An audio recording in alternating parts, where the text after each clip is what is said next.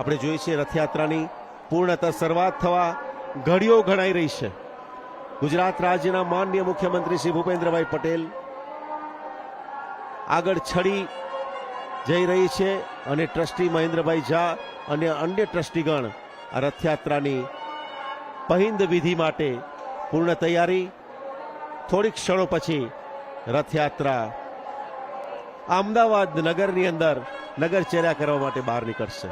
સાથે છે ધારાસભ્ય ભાઈ અમિતભાઈ ઠાકર, મહંત શ્રી દિલીપદાસજી મહારાજ અને વિધિવત રીતે આ 147મી રથયાત્રા નો શુભારંભની આ ઘડીઓ ભગવાન શ્રી જગન્નાથજીને પુષ્પહાર માલા અર્પણ કરતા ગુજરાત રાજ્યના મુખ્યમંત્રી શ્રી ભૂપેન્દ્રભાઈ પટેલ, સાથે છે મહેન્દ્રભાઈ ઝા અને ટ્રસ્ટીગણ તેમજ ગુજરાતના રાજકીય અને સામાજિક આગેવાનો, તેની સાથે અમદાવાદથી પધારેલા નગરજનો, બહેનો અને ભાઈઓ સૌ આ પ્રતીક્ષાની ક્ષણને, આ ઘડીને, મંગલ અવસરને વધાવવા માટે આતુર છે।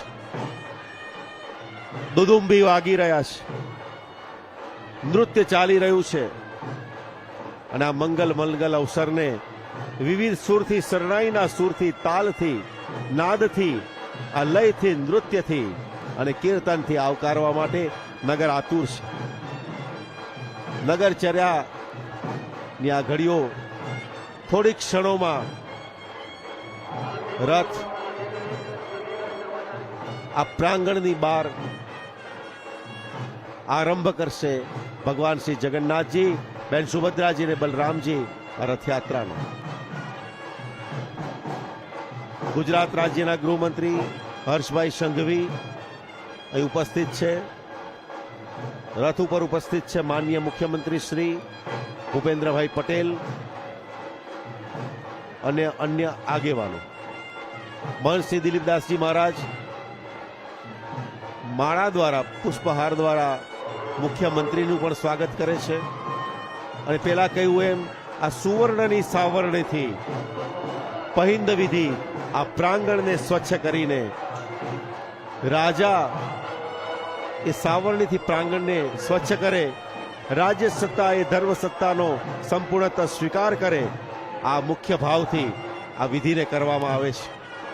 સુવર્ણની સાવરણીથી થતી આ પહિંદ વિધિ મુખ્યમંત્રી શ્રી દ્વારા કરવામાં આવી વિધિવત રીતે અને જય જગન્નાથ અને જય રણછોડના નાદથી સાથથી આ રથયાત્રાની શુભારંભની પહિંદ વિધિ અહીં સંપન્ન થઈ।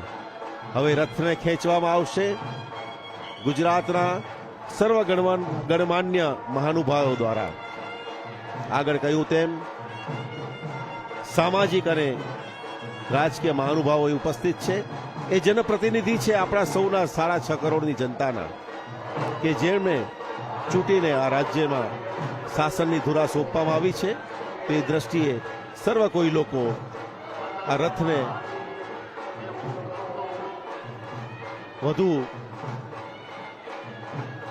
રથના પગથિયાઓના ને પણ સુવર્ણની સાવરણીથી દ્વારા સ્વચ્છ કરી અને ગુજરાતના આપણા લાડીલા મુખ્યમંત્રી માન્ય શ્રીભાઈ ભૂપેન્દ્રભાઈ પટેલ, ગૃહમંત્રી શ્રી હર્ષભાઈ સંઘવી, ધારાસભ્ય અમિતભાઈ ઠાકર, ધારાસભ્ય અમિતભાઈ શાહ તેમજ કૌશિકભાઈ જૈન, અમદાવાદ મહાનગરના પ્રથમ નાગરિક પ્રતિભાબેન જૈન પણ અહીં ઉપસ્થિત છે।